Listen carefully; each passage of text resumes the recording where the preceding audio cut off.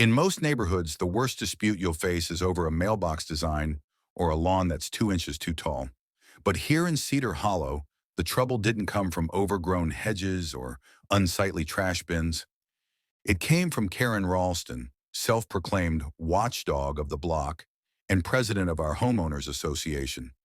And it ended with federal agents, a sealed perimeter, and one very shocked Karen. I'm Mark Ryland. Professionally, I work in emergency logistics and infrastructure readiness. Think FEMA cross-coordination and regional disaster response. Unofficially, I manage Tier 4 contingency access points, secured infrastructure that exists in plain sight, hidden beneath layers of red tape, reinforced concrete, and, ironically enough, HOA landscaping guidelines. One such access point just happened to be under my backyard. The bunker, as Karen called it, didn't look like much. Just a low concrete outbuilding, shielded by shrubs, with a reinforced steel door and discreet security cameras. It was camouflaged to pass as an outdated utility shed, and that was the point. What Karen didn't know was that this structure was federally sanctioned and maintained as a covert access route to the regional emergency grid. It connected to buried fiber optic lines, backup power channels, and a redundant communications relay system in case of grid failure or civil catastrophe. Its location was confidential, until Karen made it her mission to get it torn down. The drama began with a note taped to my front door. This structure is in violation of Cedar Hollow architectural design standards. Remove it within 14 days or face fines. No signature, no explanation, just a bright pink slip with official-looking formatting, one Karen made herself, I later discovered.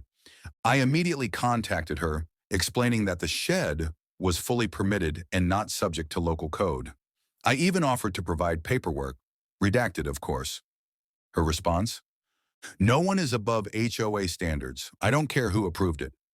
She called a private contractor 2 days later. I was working remotely when the first rumble came through. A backhoe had entered my lot through the rear greenbelt, operated by a man who looked confused even as he started dragging equipment toward the bunker. I stepped outside. Sir, I was told this was condemned, he said, waving a handwritten note from Karen marked, Emergency HOA Enforcement Order. I didn't yell. I made one phone call. Within 20 minutes, 2 unmarked black SUVs pulled into my driveway. Moments later, 3 agents stepped out wearing standard-issue tactical gear and DHS badges. One approached the contractor and calmly asked him to leave the site immediately. The other 2 sealed off the structure perimeter. Karen came storming out of her house, phone in hand, shouting about illegal storage bunkers and unauthorized military structures on residential property. What she didn't know, what she couldn't know, was that the structure she tried to demolish was part of a federal emergency access network tied into the Department of Homeland Security's continuity protocols.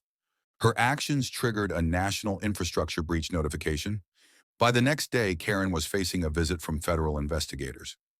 I later learned she had trespassed onto my property the week before and snapped photos, some of which she posted online in a Facebook rant titled, Exposing Military Secrets in Our Neighborhood. That post? It was flagged by multiple surveillance filters within 90 minutes. The bunker remained intact. Karen's reputation, however, did not. She was removed as HOA president following an emergency vote by the board. She tried to protest but found herself boxed out by every neighbor she'd ever fined or bullied. Last I heard, she'd been issued a gag order pending further review of her online activity. She also received a formal letter from the Office of Federal Infrastructure Security reminding her that interfering with federal emergency facilities is punishable under multiple statutes. I still live here, quietly, peacefully. The shed remains untouched, now surrounded by a subtly reinforced perimeter that blends seamlessly into the backyard. The HOA no longer bothers me. In fact, the new president sent me a fruit basket after his first meeting. Some people protect their homes with fences. I protect mine with federal jurisdiction.